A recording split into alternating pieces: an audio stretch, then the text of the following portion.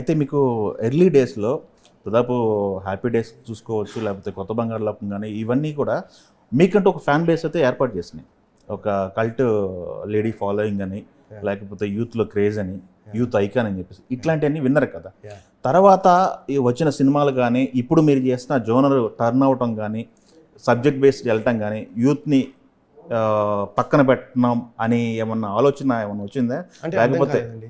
అంటే మీరు ఎర్లీ కెరియర్‌లో అదే యూత్ బేస్డ్ సినిమాలని చేశారు. యాహ్! యూత్ బేస్డ్ సినిమాలని చేశారు. యాహ్!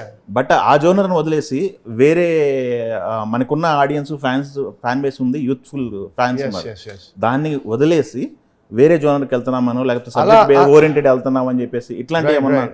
నో, అలా ఏం లేదండి. డెఫినెట్గా ఇది యూత్ కి పిచ్చగా నచ్చుతుంది ఈ సినిమా. యాండీ అనే క్యారెక్టర్ యూత్ కి బీభత్సంగా నచ్చుతుంది. అది నేను చాలా, అందుకనే నేను ఇలా వెళ్ళి మేము కాలేజ్ టూర్స్ ఇవన్నీ వెళ్ళింది కూడా ఏంటంటే we want them also to watch this film because they will like the film. And ఇందాక నేను చెప్పినట్టు ఒక మంచి మెసేజ్ కూడా ఉంటుంది ఈ సినిమాలో. ఓకే. అయితే మీరు నా సినిమాలు నాకే నచ్చక కొన్ని రోజులు రెస్ట్ తీసుకుందాం అనుకున్నాను అన్నారు. అది ఎందుకని అలా అనిపించింది? మీకు మీలో జడ్జిమెంట్స్ ఏమైనా తగ్గింది అనుకుంటున్నారా? లేకపోతే ఆ పొజిషన్ ఎందుకు వచ్చింది? దాన్ని ఓవర్కమ్ ఎలా చేశారు? సో బేసిక్గా ఏంటంటే నేను స్టార్టింగ్ నా టైంలో నేను 17 years నాకు హ్యాపీ డేస్ అప్పుడు. అండ్ అంటే during that time I was very naive బేసిక్గా. సో ఏంటంటే నో అనేది చెప్పడం కొంచెం అది ఉండేది. అది నేను తర్వాత చాలా, అది మోస్ట్ ఇంపార్టెంట్ థింగ్ ఏంటంటే నో అని చెప్పడం, ఎప్పుడు ఎక్కడ చెప్పాలో నో అనేది అక్కడ చెప్పాలని చాలా తర్వాత తెలుసుకున్నా. But like they say better late than never కదా. సో ఏంటంటే నేను స్టోరీ విన్నప్పుడు చాలా అంటే ఇంట్రెస్టింగ్గా ఉండింది. But when it translate on screen మీద ట్రాన్స్లేట్ అయినప్పుడు నేను ఏదైతే అనుకున్నానో అది వచ్చేది కాదు. ఓకే. సో దాని తర్వాత నాకే అనిపించింది, అరే ఎందుకు అసలు ఏంటి ఇది కాదు కదా అని. అప్పుడు కూడా ఇంకా వస్తున్నాయి stories, but I was not satisfied with those stories. Like I don't want to do those కథలు నాకు చేయాలని అనిపించలేదు. ఎందుకంటే I was not happy in that, with the scripts I was getting. నాకు కిక్ ఇయ్యలేదు బేసిక్గా. సో దట్స్ వై అప్పుడు ఇంకా మా వైఫ్తో చెప్పి వెళ్దాం, యూఎస్ వెళ్ళిపోదాం. నాకు అసలు వెళ్ళిపోదాం మనం ఒక ఫ్యూ ఇయర్స్, అక్కడ ఏం చేద్దాం తర్వాత ఆలోచిద్దాం, కానీ హ్యాపీగా మనకి ఇల్లు ఉంది, ఆ పేరెంట్స్ అక్కడ వెళ్ళిపోదాం అని చెప్తే పాపం తను కూడా ఎంతో సపోర్ట్ చేసి తను కూడా నాతో పాటు వచ్చింది, అక్కడ ఉన్నాము. అండ్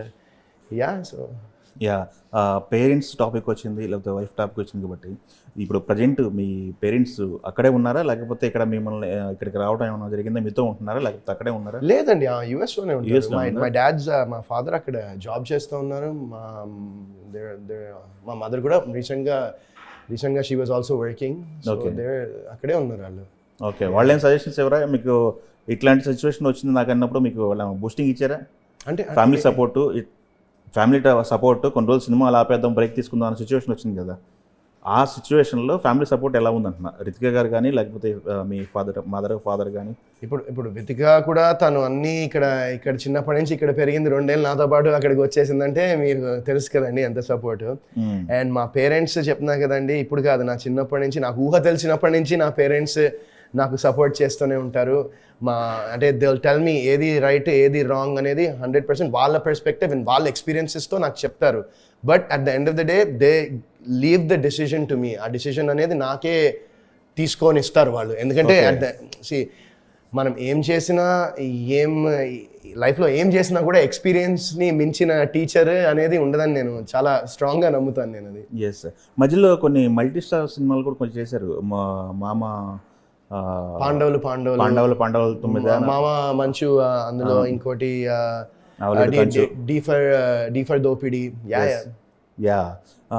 ఆ ఎక్స్పీరియన్స్ ఎలా ఉంది? స్క్రీన్ షేర్ చేసుకోవడం, వేరే హీరోతో స్క్రీన్ షేర్ చేసుకోవడం? నాకు నేను అదే అంటున్నానండి, అందరూ ఇలా అడిగితే నాకు అలా ఏం అనిపించదు. ఎందుకంటే నేను ఫస్ట్ చేసిన సినిమా హ్యాపీ డేస్, నేను ఏదైతే సినిమాతో నేను అడుగు ముందుకు పెట్టానో అందులో చాలా మంది ఉన్నారు. సో నాకు అలాంటి మైండ్ సెట్, అలాంటి థాట్ ఉండదు.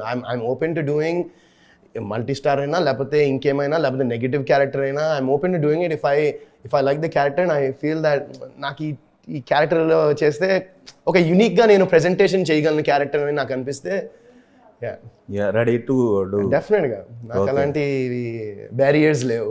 ఓకే.